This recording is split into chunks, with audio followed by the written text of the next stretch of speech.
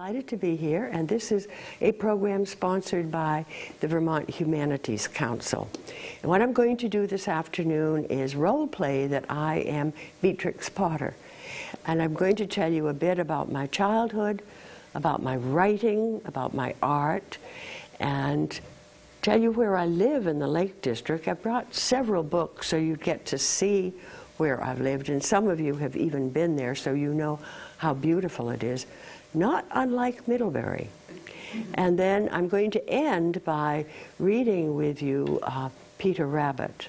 And of course I have it committed to memory because I wrote it, but I read it because I want you to model for children that reading to them is very important.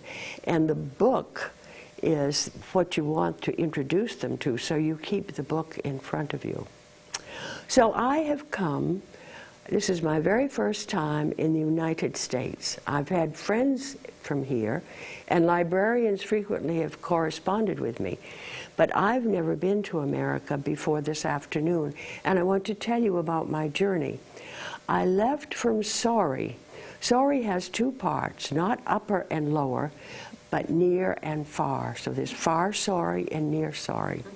And I had to journey down the hill till I came to Windermere and go across on the ferry, which is a lovely old ferry that works on a cable, and they pull you across a rather narrow part of Lake Windermere. Windermere is the largest lake in the Lake District of England, and the property is very near the Scottish border, so we're very far north. I then traveled by train to London and airplane to here, and someone picked me up at the airport, and here I am. Now, I was born just at the end of your American Civil War in 1866. And I was born in Bolton Gardens, which at that time was a bit removed from downtown London. It's quite near the Victoria and Albert Museum, if you have been to London and know where that is. But in my day, it was quite rural, and this was a very nice housing development. Incidentally, sadly, my childhood home was bombed during the war. But the good part of it is when they rebuilt, they built a children's school. And that makes me very happy. So we had a very interesting time early in our lives. I want to just give you the history. I was born when Queen Victoria ruled, went through the Edwardian era, and died in 1943, so came very much into the 20th century. I had a lifespan of 77 years. But going back to when I was born, things were very different and very regimented and very parent-controlled. I think when I've told people about my childhood, they didn't quite believe how protected I was and how non-free I was. I was not allowed to have any playmates because I might get ill, and I never went to school. So I lived a very, very quiet life. I had a brother named Bertram, who was 6 years my junior, and we were, of course, best friends. But my parents were wealthy. They were on both sides of my parents' family. They were from the Manchester area, up in the north of England where the mills are, and they were spinners of fabric. I brought this bobbin just to demonstrate that. And the interesting thing to tie it to America is that the cottons they were making the calico cloth from was from your American South. So if you think back to Civil War and the cotton coming from the Americas to England, both parents were wealthy. Father had decided he was not going to join the fabric factories. He didn't like factory life, and of course he was a man of wealth, so he didn't have to participate. He took himself off to London and he learned the law to become a solicitor. But he decided he wasn't going to practice that either. Obviously, if you have enough money, you don't have to stay in the family business, or you don't even have to practice what you've been trained for. He would go to his club, and he was very keen on his friends. He would come home in the evening, and it was fully expected that Mother and the servants would have a lovely dinner party ready, and mostly with his friends. And we were absolutely removed from that part of life. There would be the occasion that we were brought downstairs at dinner time and introduced to the guests, and we learned to curtsy, both Bertram and I. But we spent most of our time with nannies and governesses upstairs in the schoolroom on the 3rd floor. Now, you would know from my work that I was very fond of animals, and so animals became the playmates that I was not able to have. And Bertram and I, especially when we were going to the north of England and into Scotland, we would gather up as many little animals and creatures as we could, and we'd bring them home, and Mother never knew. We'd have the servants take them upstairs. So we had a bat in a bird cage, and we had newts, and we had all sorts of little creatures, and those are the ones that I began to draw. Father was very understanding. Father was the son of a diplomat, and he, of course, had plenty of money, and he rather doted on me. I had wonderful art supplies and wonderful books about art, and those things were really important to my life. So, no playmates, a brother, a lot of wild animals and creatures that I could steal and hide away and sketch. Now, I was stricken with rheumatic fever when I was 19, and I lost all my hair. Incidentally, I've come to you as a much older woman because I am an older woman. But when I was young, I was rather an attractive and well-groomed London lady. Incidentally, I've ordered this dress specially for my American trip, and it's from Liberty of London. So I wanted something really special. But I'm pretty dowdy, and I wasn't always this way. I want you to know that I was a little more attractive. This hat I've had for many, many years, and you will see when you come up to look at or I can actually send it out. This is how I looked in later life, and that's the way I've come to you.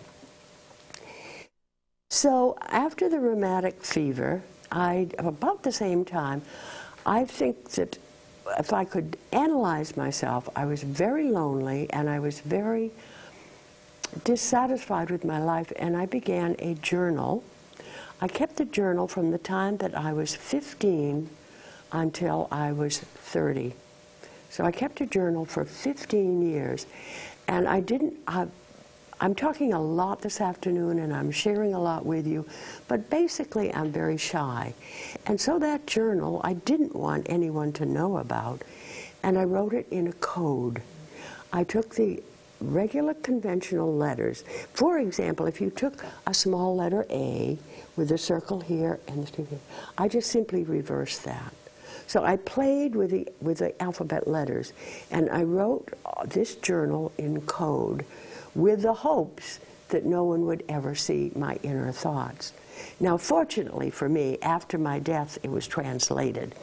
But I think everyone thought it was going to be filled with a lot of angst against my parents and the kind of cloistered life that I lived. And it wasn't. It was really filled with my views of nature. I can remember writing, for example, I love the sound of the wind through the pine trees. So it was really a place for me to explain myself and to record information. So my writing became a journal, and then later, but I was a reader, always a reader, and I had plenty of books to read, and as I told you, the art supplies. Now, what I decided with all those animals and all of those writing things and all of those art supplies, that I would like to write books about animals. So that's what I am known for. But more importantly, I was told at the age of 17, and I know it's very hard for you to imagine, but remember the time. That's why I was telling you about the Victorian and the Edwardian times. When I was 17, I told my parents I was very grown up and I would like to be able to order the carriage and go to the scientific museum just really within my own neighborhood, and I could study more animals. I was not allowed to do that. And Mother informed me that even at 17, I was to have one more governess. You can imagine how I felt. But one did not question my mother. And even if I persuaded my father, it did very little good. So Annie came to me when I was 17, and I had the good fortune of having a companion rather than a governess. The wonderful thing is she taught me German, and when my books became famous and were translated, I did my own translation. So I did learn from Annie. Now Annie, at my age of 19, was dismissed from service and was married. And she moved to the other side of London, and she had 6 little girls and 2 little boys. And they became my children, because people often ask, you write so well for children, have you ever had any? Do you know children well? Well, it was Annie's children, and I was allowed then to take the carriage across town and visit her. So I would also write to them, and my little letters, always with the pictures in them, were sent to the children. And it really was Annie who kept all the letters sent to the children and said, I do think that you could make these into a book. So it was Noel, her little boy, that I wrote to when he was ill. Interesting, I should have a cold now. He was sick in bed, and I wrote to him the story of Peter Rabbit. And Annie said, I think you have the makings of a book. So I decided that I would write a book and that I would publish it myself, because I couldn't get anyone. I'd sent it off. How many authors do you know who sent it off and got it back, and sent it off and got it back? And that is exactly what happened. And I was determined that with a little bit of money that I had, I would self-publish. I find that interesting now because, as you know, in this era, everybody's self-publishing. But it was an early time to self-publish. And so I wrote the first one, and I would not have colored pictures. I said, rabbit brown and grass green are not terribly interesting. So it didn't need to be in color. It was just black and white and the text. Well, I did 250 of those, and they really sold well, and there was a second printing of 200. Now, by self-publishing and getting out into the public's eye, Frederick Warne and Company decided that now mind you, I had sent them the manuscript earlier, and they rejected it. But now that it was self-published and seemed to be selling, they became quite interested. So Frederick Warne became my publisher. And incidentally, even today, when things are published with Peter Rabbit's name, it's still Warne Publishing. They have maintained and hold the copyright on all of my materials. In the Warne family, there was the father and 3 boys. And one of the boys was Norman. And Norman became interested in me. I think we were soulmates. He loved little critters. He did have a niece and nephew. He'd built a dollhouse for them. He and I had a great deal to talk about. Mice that climbed up walls and rabbits that went walking on a lead. And he was very kind and very gentle. And after all our conversations, at one point, Norman said, "Beatrix, would you marry me?" And because no one had ever showed me much affection, least of all my parents, and I had not been out I was never given the coming out party. I was not one who went socially. And he was so kind and so sweet that I really did want to marry Norman. And I asked my parents if I could marry Norman. Well, the floodgates opened, and Mother said, absolutely not. And Father was a little bit ambivalent, but Mother said, no, you cannot marry Norman because he represents trade. Now talk about snobbery and elitism and classism. I have a little side story to tell you, because this is a shawl made from the wool of the Herdwick sheep that I ultimately became involved with. And this would be the type of thing I would wear in the Lake District. No raincoat. You just put one of these, and they were pretty good at shedding the wet. And so you would just wrap up in one of these in the Lake District. I went to visit the vicar and knocked at the front door. And the maid came to the front door and said, now mind you, it's later in life, and also I wore clogs. By that time I was quite a farmer's wife. I came to the door and they said, oh my dear, trade goes to the back of the house. And so I was treated as trade, just the way Mother had treated Norman. So I cried and I gnashed my teeth and I said, he's a very nice person and he's from a major publishing house. Why can't I marry him? No, you cannot. He represents trade and you cannot marry him. So by persuasion, I said, may I just accept Norman's ring? And they said, yes, if you make sure you turn it inside and no one sees it. So Norman gave me the ring and I was aesthetically happy. And sadly, I got my ring in June, and in August, Norman took very ill, became very ill, and he died. He died like that, of pernicious anemia. And of course, I was heartbroken. I decided that I would take my work and move to the Lake District, out of London to the north. Now, the reason I knew the Lake District is that I had vacationed there and summered there. We summered a lot. We would go to Scotland. You know, even now the Queen goes to Scotland in the summer. We always went to Scotland. We went to Sidmouth on the south coast where the sand is red. We went every springtime while all the servants stayed home and cleaned the house. So we were great travelers, always with multiple trunks.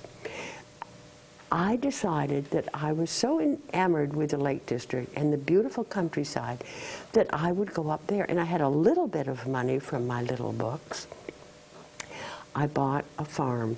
I bought Hilltop, which, as you know now, maybe some of you have ever been there, it is this house, and this became my house, and I had this part built on, so that I had a gentleman, a real farmer, who managed the property and took care of everything, and I was allowed to live in this part of the house.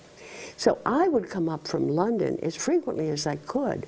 I wanted to see if the goose eggs hatched. I wanted to see if the flowers were out. I would be back and forth on the train as frequently as possible. I've noticed one of my props, and I always want to use them all, and I'm thinking of taking this warm hat off.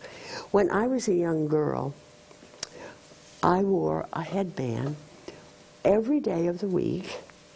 It was grosgrain ribbon, brown or black, on Monday through Saturday, and on Sunday it was black velvet. And this was about as fancy as you could get. But I would frequently, if I were called downstairs, I would make sure that I had my headband on. The other thing in my props, so often everybody thinks that Peter was the first bunny, and he was not. The first bunny was Benjamin, and this is Benjamin. And he's quite wonderful. You can put your hand in and cuddle him. So that's another prop that you can use if you're ready to catch. Good.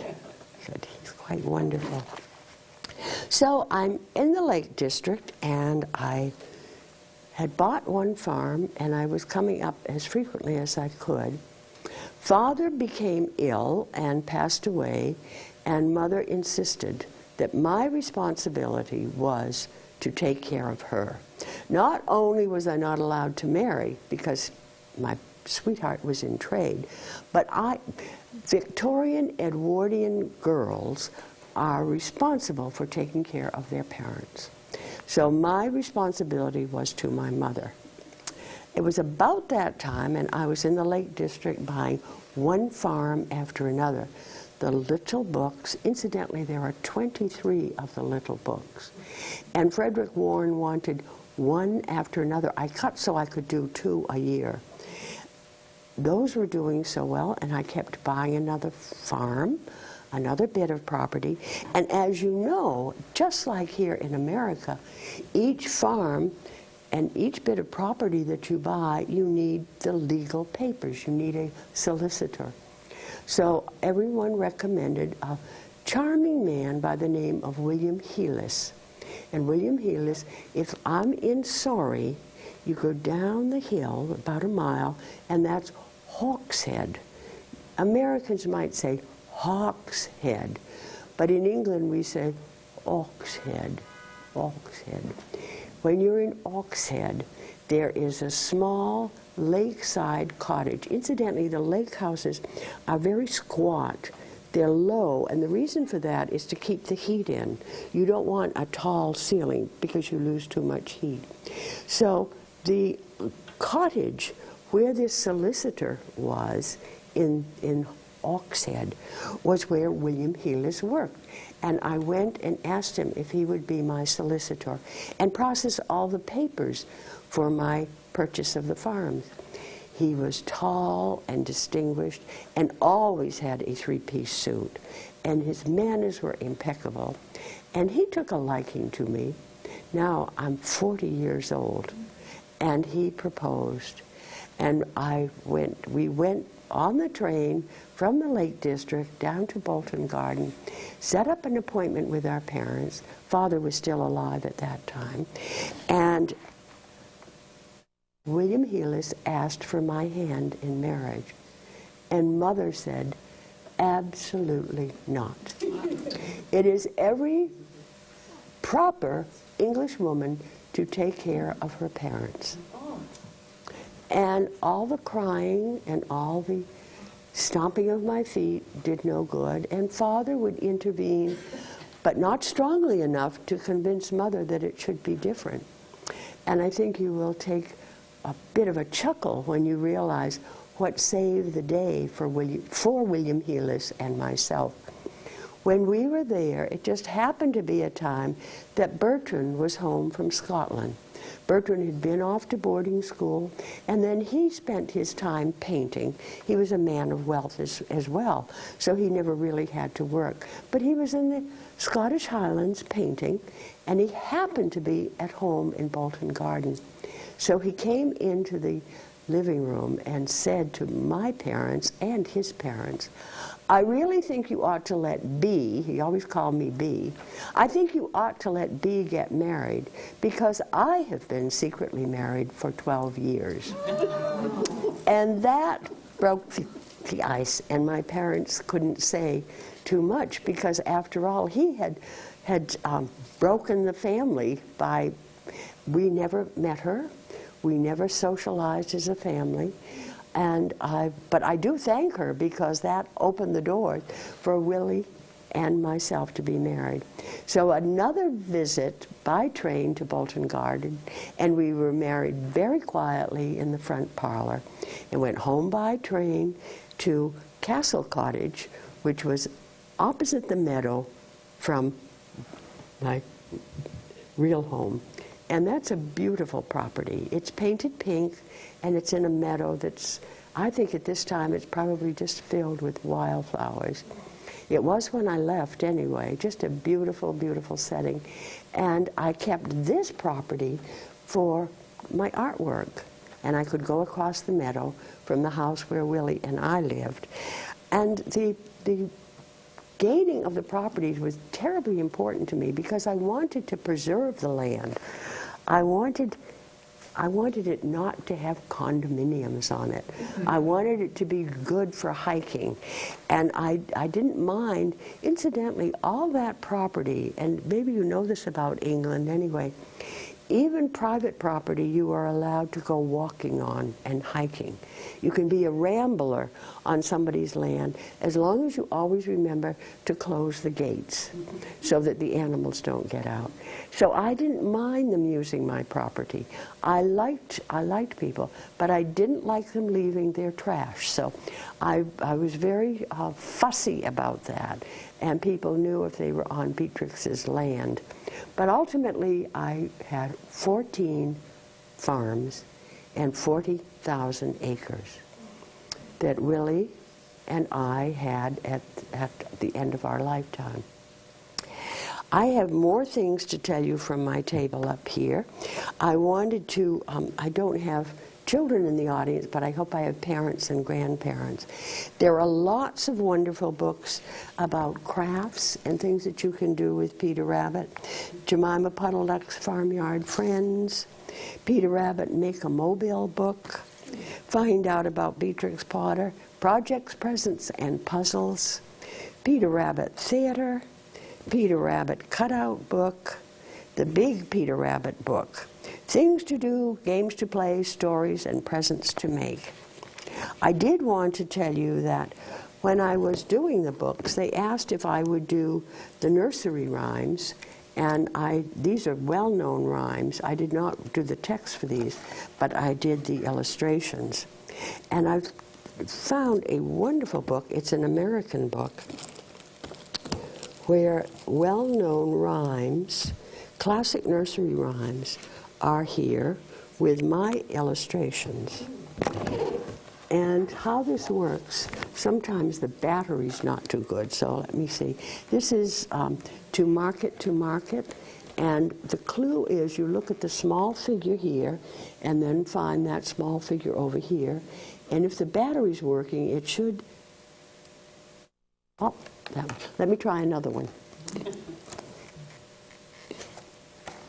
How about 3 little kittens? Try 3 little kittens.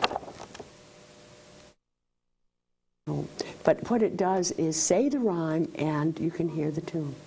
See if any of them are working. I think it needs a new battery. But it was such a wonderful idea because what I'm trying to tell you with this is read to children, have children participate, and you will turn out readers. I'm going to quote something from the humanities now. Prior to Peter Gilbert being the director of, a man by the name of Victor Swenson was the director of the Humanities Council. And he was a bit like Willie Hillis. He was tall and stately in his 3-piece suit.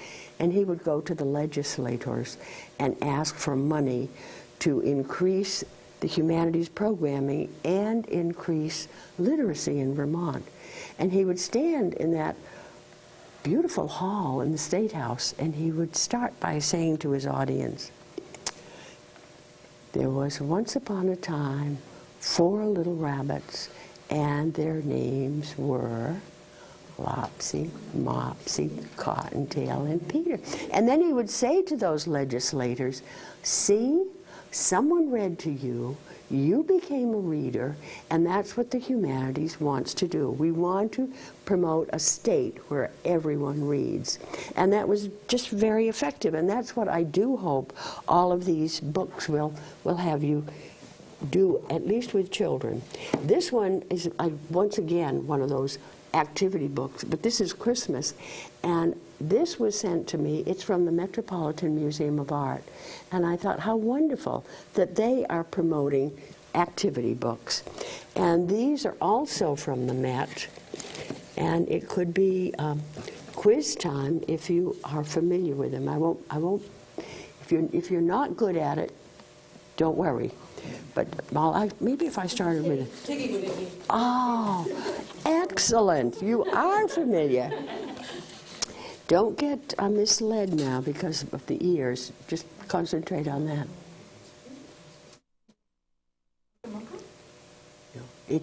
well, it could be because it's a mouse, but it's the Tailor of Gloucester. Oh, Gloucester. This one is the one that I always say is definitely a hilltop book. The cat is walking up the walkway to Hilltop in the book. And this is Tom Kitten. This one, Jeremy Fisher, yeah. And of course you know this one,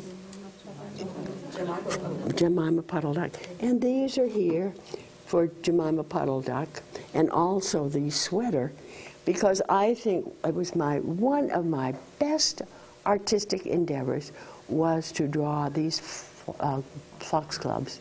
I always loved them, and I grew them in my garden, and I think in the book they came out beautifully, and even, you know, the commercial thing of the sweater has the foxglove. And then finally, of course, Peter himself. But these are lovely for children because they can put them on and role play.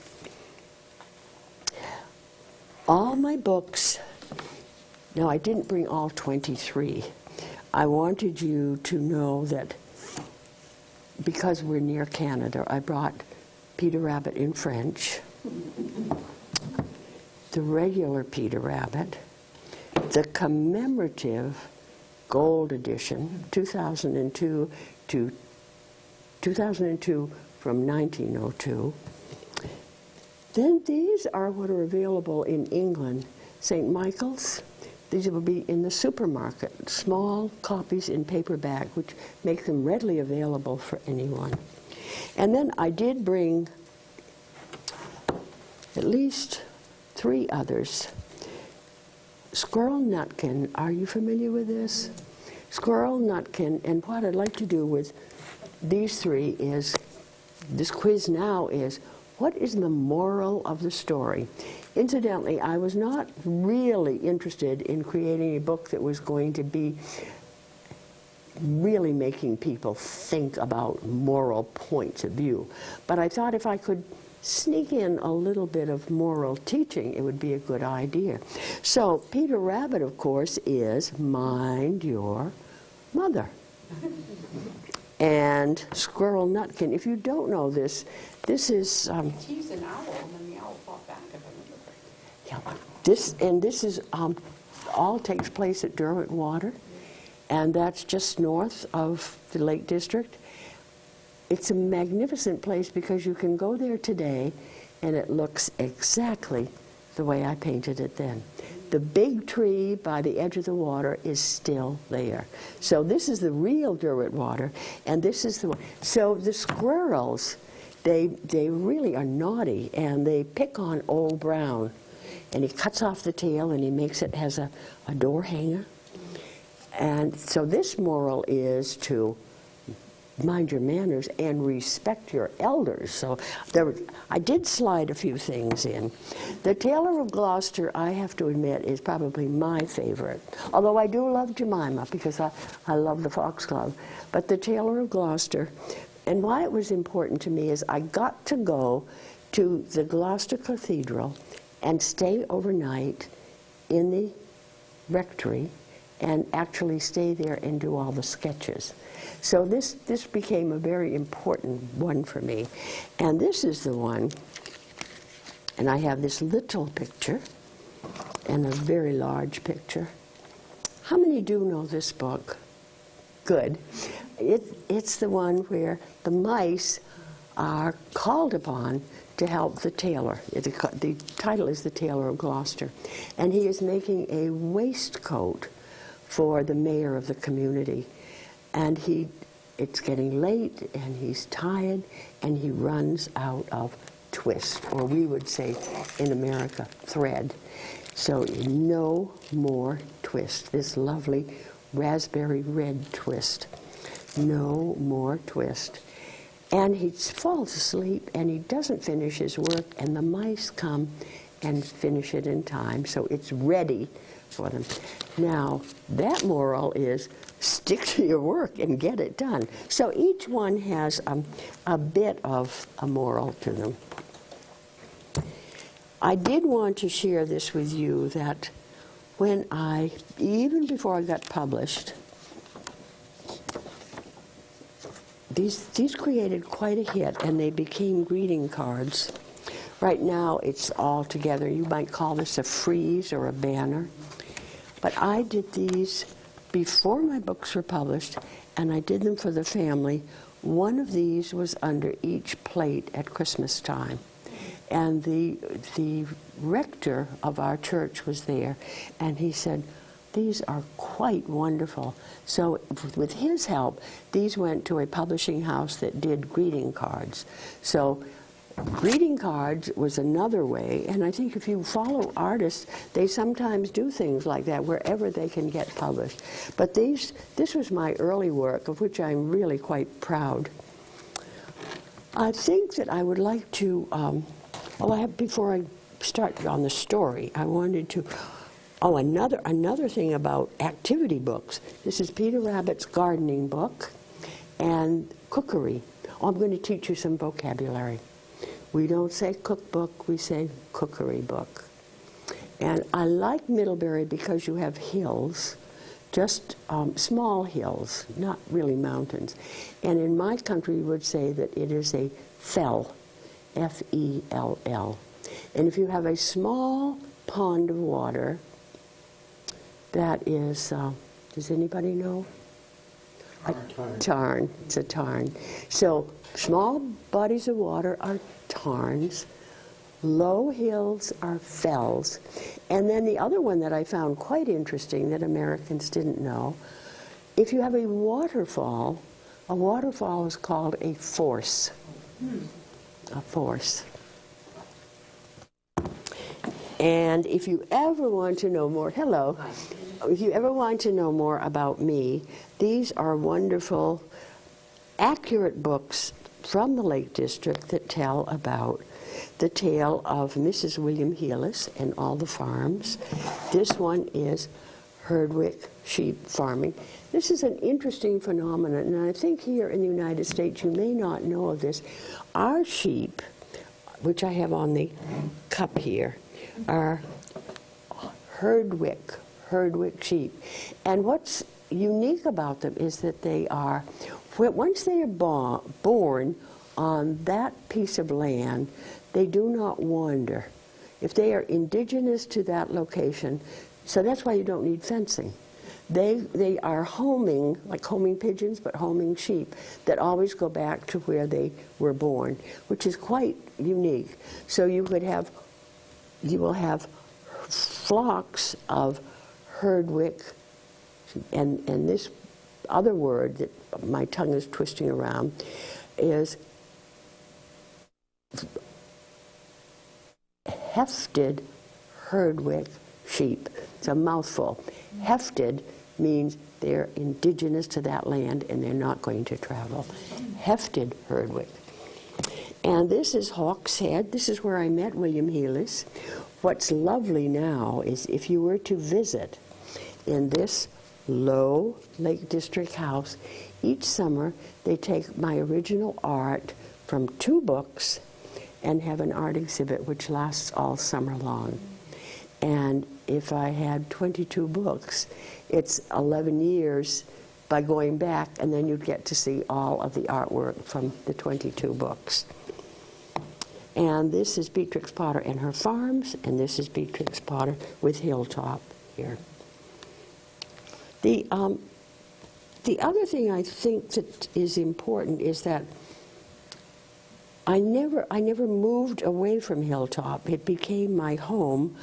I was very active in raising sheep, those hefted Herdwick sheep that gets my tongue twisted. And in 1930, and I was well on in years then, I became the first woman president of the Hefted Herdwick Sheep Society. And I cannot tell you how proud that made me. In addition to my success with books, I think it's somewhat related to the fact that Mother never thought I could do anything, and to be suddenly recognized by people who were very good at their trade, actually. Now, the funny story is, and I hope you'll think it's funny, I was at the awards when they presented me with the trophy to be the president. And my legs at my age are rather cumbersome. They're not too slim. But there was an old farmer in the crowd, and he said, "I really like that Beatrix Potter. She really understands sheep. She reminds me of my prize cow. And her legs aren't too bad either." Well, now that's 1930, and things had changed greatly in England, but he still found it very embarrassing. And especially at my age, my legs were not too true. But it showed that I had become accepted by the Lake District people. And I think the other thing is, it's one of these books here, I was very, very good at drawing the fungi of that part of the world, Northern England and Scotland. In fact, the mailman in Scotland used to send me samples of fungi in the mail so that I could sketch them. And this is another thing to remember about that period in time. By that time, I could go to the scientific museum, and so I was very careful that my illustrations were perfect and my details. I labeled everything scientifically. I wanted to present a paper about fungi that I had gathered and sketched and looked at and analyzed. I wanted to present it to the Linnaean Society, and the paper was submitted and it was accepted, but this is what happened. Women did not present papers at the Linnaean Society. So they took my work and had another man read it. And I used to say that it was a gentleman, but I don't think he was a gentleman if he did my work, and simply because he was a man, he could read that. But that was, and so you can perhaps understand why Mother was so strict with us. But a life that started out to be rather lonely became quite a wonderful life. Willie Healis was attentive and wonderful, and I had such a happy life. There's 3 books that, if you have time when I'm through, this one is called The Beatrix Potter Journal, and it's quite delightful. It even has all the little letters. The original letter to Noel for Peter Rabbit is in here. And it has captured the feeling of the Lake District as well. This one, At Home with Beatrix Potter, incredible photography. You see the fireplace in my home. My original clogs are right next to the fireplace. I'm not speaking loudly enough? Scratching. Oh, to hold them down here. But the fireplace, if you were to go, has the clogs right next to it, the original clogs. And that's why I'm sure when I went to visit the vicar's house, they said trade goes to the back. And then this one is the ultimate Peter Rabbit, the guide to Beatrix Potter. And lovely, lovely pictures of my part of the world. So now for a story. And remember that I want you to, if I can find my Peter Rabbit, he's right here. I think it's wonderful to tell a story, but I also think that if you have the book and students make that connection between the book and the voice and the story, they also will come to a library and pick up a book and see that connection. So, Peter Rabbit, The Tale of Peter Rabbit.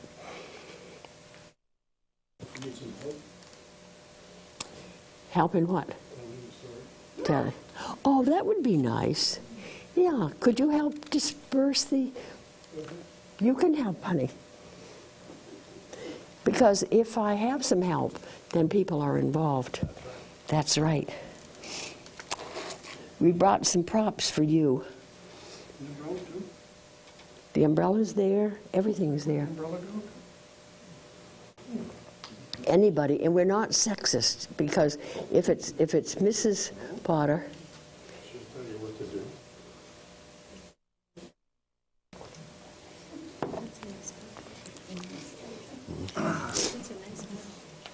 Separate these, honey, so more people can be involved.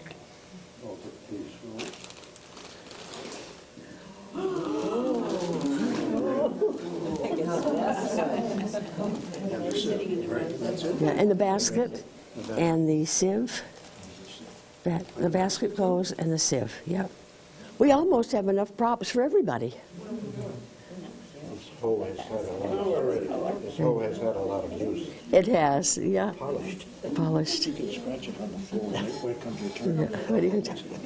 Sharpen. And I think there's a rake in the story, but I only bring one hoe. It could be a rake too, right?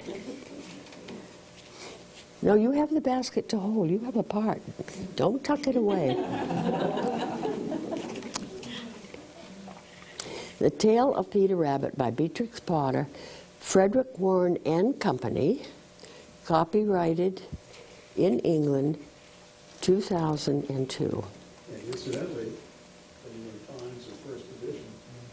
Yes, if you, that's good, thank you, dear. That's my husband, Dick. You'll find, and the books that you have used with your own children are indeed in color. And now, when Beatrix did her own, when I did my own, I did them in black and white because, as I told you, it would be rabbit brown or green grass, and I didn't think that would be very interesting. Well, after my self-published book, when Herdwick Warren took them, they insisted that they have color. So I went back and did the color for all of the prints. But if you ever find, remember there were 250 in the first, and then 200 after that, so there's 450 of the original books out there somewhere.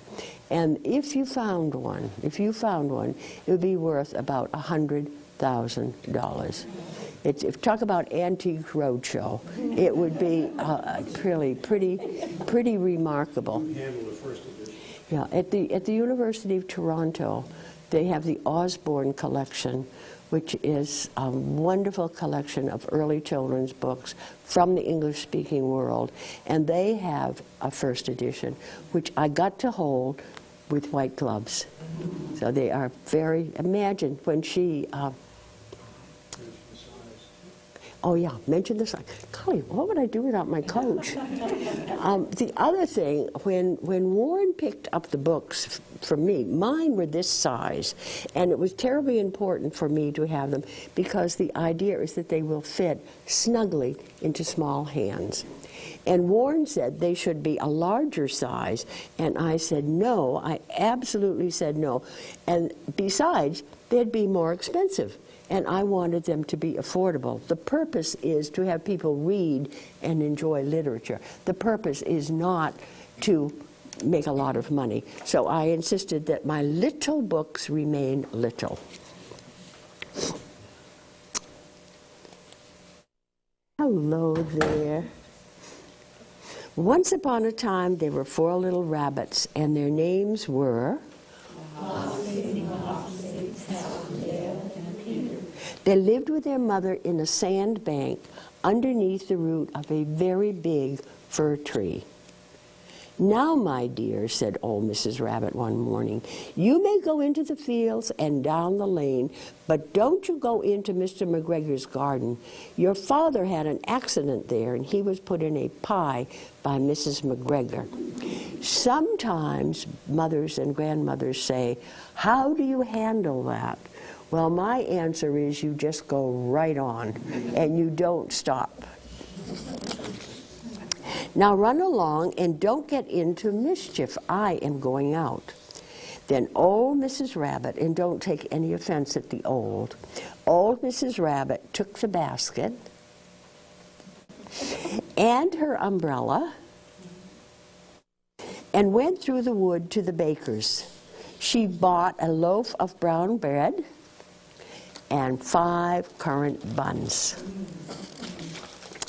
Flopsy, Mopsy, and Cottontail, who were good little bunnies, went down the lane to gather blackberries. I have blackberries for you afterwards. I think they got a little hard coming on the plane, so let them soak in your mouth and don't break a tooth. But Peter, who was very naughty, ran straight away to Mr. McGregor's garden, and he squeezed under the gate. First he ate some lettuces, and then some French beans, and then he ate some radishes.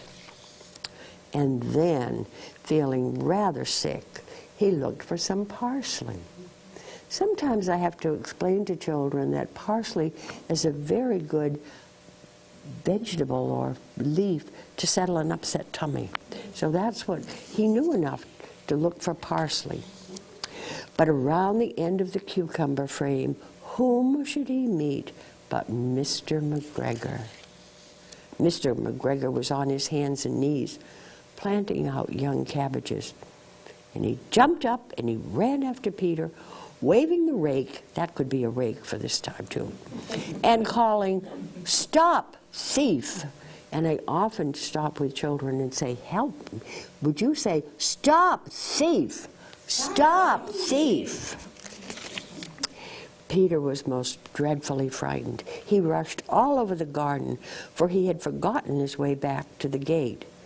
He lost one of his shoes among the cabbages, and the other shoe amongst the potatoes.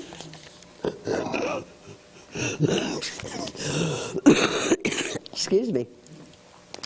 After losing them, he ran on 4 legs and went faster, so that I think he might have gotten away altogether if he had not, unfortunately, run into the gooseberry net. And he got caught by a large button on his little blue jacket. It was the blue jacket with brass buttons, and it was quite new. I want to stop and tell you that research has been done on children's books and clothing in children's books, and the little blue jacket is the most famous piece of clothing in a children's book. Just imagine doing research to find what was the most thing. Peter gave himself up for being lost, and he shed big tears. But his sobs were overheard by some friendly sparrows, who flew to him in great excitement and implored him to exert himself. Now that, again, for mothers and grandmothers, a wonderful use of words. And you don't have to stop and teach them, but it's in hearing wonderful language that children will become readers and will have good language themselves. Implored him to exert himself. Mr. McGregor came up with a sieve. Yeah, his sieve, which he intended to pop on top of Peter, but Peter wiggled out just in time, leaving his little jacket behind him. Came right off. And he rushed into the tool shed and jumped into a can. It would have been a beautiful thing to hide in if it had not had so much water in it. Mr. McGregor was quite sure that Peter was somewhere in the tool shed, perhaps hidden underneath a flower pot. He began to turn them over carefully and looking under each. Presently, Peter sneezed. "Ka-choo! Ka-choo!" Mr. McGregor was after him in no time. Incidentally, children like to do ka-choo as well as stop thief. And he tried to put his foot up on Peter, who jumped out of the window, upsetting 3 plants. The window was too small for Mr. McGregor, and he was tired of running after Peter, so he went back to work. Peter sat down to rest. He was out of breath, and he was trembling with fright, and he hadn't the least idea which way to go. And also he was very damp from sitting in that can. After a time he began to wander about, lippity-lip, not very fast, and looking all around. He found a door in the wall, but it was locked, and there was no room for a fat little rabbit to squeeze underneath. Incidentally, when you do come up to look at this book, he's standing at the frame of the door, and it's a big tear coming down. And they've researched this. There's a wonderful early painting. A Dutch artist had a child standing at a doorway crying like this very same pose. And the painting was entitled Love Locked Out. And it's pretty firm that Beatrix was aware of that painting and used it as a model for the rabbit of Love Locked Out. So there's a lot more to a children's book than you might anticipate. An old mouse was running in and out of the stone doorway, carrying peas and beans to her family in the wood. Peter asked her the way to the gate, but she had such a large feet in her mouth that she could not answer. She only shook her head at him. Peter began to cry. Then he tried to find his way straight across the garden, but he became more and more puzzled. Presently he came to a pond where Mr. McGregor filled the water cans. A white cat was staring at some goldfish, and she sat very, very still. But now and then, the tip of her tail twitched as if it were alive.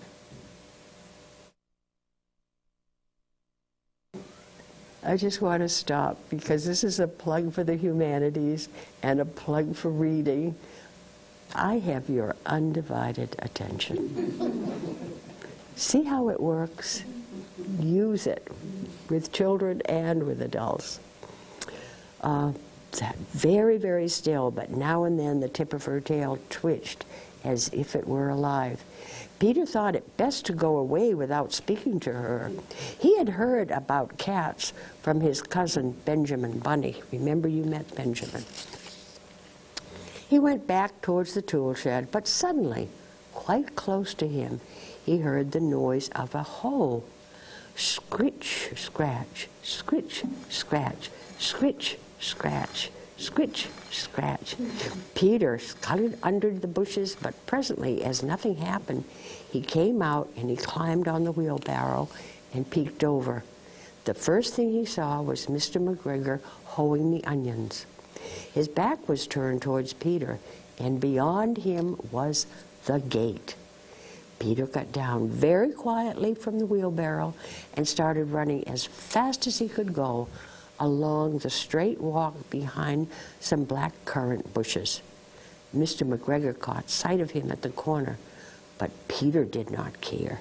He slipped under the gate and was safe at last in the wood outside the garden. Mr. McGregor hung up the little jacket and the shoes for the scarecrow to frighten the blackbirds. Peter never stopped running or looking behind him till he got home to the big fir tree. He was so tired that he flopped down on the nice soft sand at the floor of the rabbit hole, and he shut his eyes. His mother was busy cooking, and she wondered what he'd done with his clothes. It was the second little jacket and pair of shoes that Peter had lost in a fortnight. I'm sorry to say that Peter was not very well during the evening. His mother put him to bed and made some chamomile tea. She gave a dose of it to Peter, 1 tablespoon taken at bedtime. But Flopsy, Mopsy, and Cottontail had bread and milk and blackberries for supper. The end.